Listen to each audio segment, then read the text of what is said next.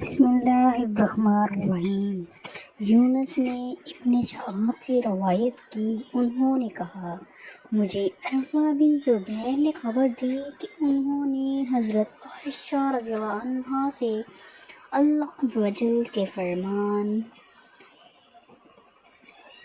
اگر تمہیں خدشہ ہو کہ تم یتیم لڑکیوں کے معاملے میں انصاف نہیں کر پاؤ گے تو ان عورتوں میں سے جو تمہیں اچھی لگیں 2 3 4 سے نکاح کر لو کے بارے میں سوال کیا تو انہوں نے کہا، میرے بھانجے، یہ اس یتیم لڑکی کے بارے میں ہے جو اپنے ولی کی کفالت میں ہوتی ہے، اس کے موروثی یعنی مال میں اس کے ساتھ شریک ہوتی ہے، تو اس کے ولی یعنی چچا زاد وغیرہ کو اس کا مال اور جمال دونوں پسند ہوتے ہیں، اور اس کا ولی بھی چاہتا ہے کہ اس کے مہر میں انصاف کیے بغیر اس سے شادی کر لے، اور وہ بھی اسے اتنا مہر دے جتنا کوئی دوسرا اسے دے گا۔ چنانچہ ان لوگوں کو اس بات سے روک دیا گیا کہ وہ ان کے ساتھ شادی کریں، اللہ یہ کہ وہ مہر میں ان سے انصاف کریں، اور مہر میں جو سب سے اونچا طریقہ رائج ہے اس کی پابندی کریں، اور اگر وہ ایسا نہیں کر سکتے تو انہیں حکم دیا گیا کہ ان یتیم لڑکیوں سے سوا جو عورتیں انہیں اچھی لگیں ان سے شادی کر لیں۔ عروہ نے کہا، حضرت عائشہ رضی اللہ عنہا نے فرمایا،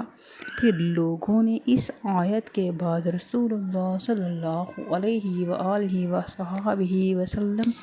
سے عورتوں کے حوالے سے مزید دریافت کیا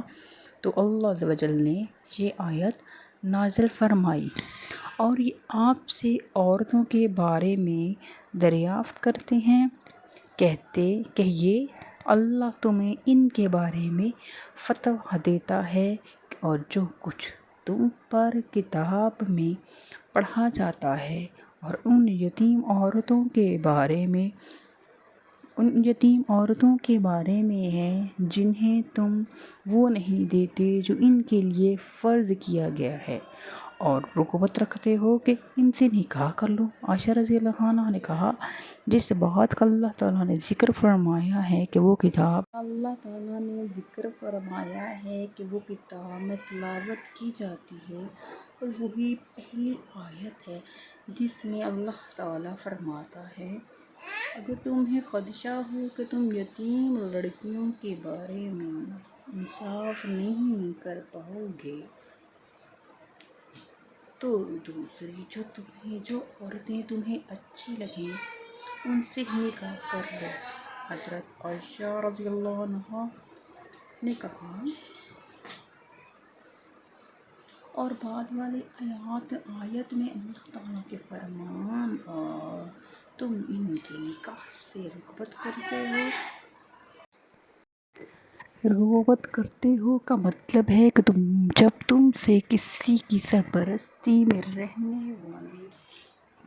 لڑکی اور مال و جمال میں کم ہو تو اس سے شادی کرنے سے روگردانی کرنا، چنانچہ ان سے نکاح کی رغبت نہ ہونے کی بنا پر ان کو منع کیا گیا کہ وہ جن یتیم لڑکیوں کے مال اور جمال میں رغبت رکھتے ہیں ان سے بھی شادی نہ کریں، اللہ یہ کہ مہر میں انصاف سے کام لیں۔ یہ ہے صحیح بخاری کی حدیث نمبر 7528۔ اگر آپ کو ہماری ویڈیو اچھی لگ رہی ہے تو لائک کریں، شیئر کریں اور سبسکرائب کریں۔ جزاک اللہ۔ اللہ حافظ۔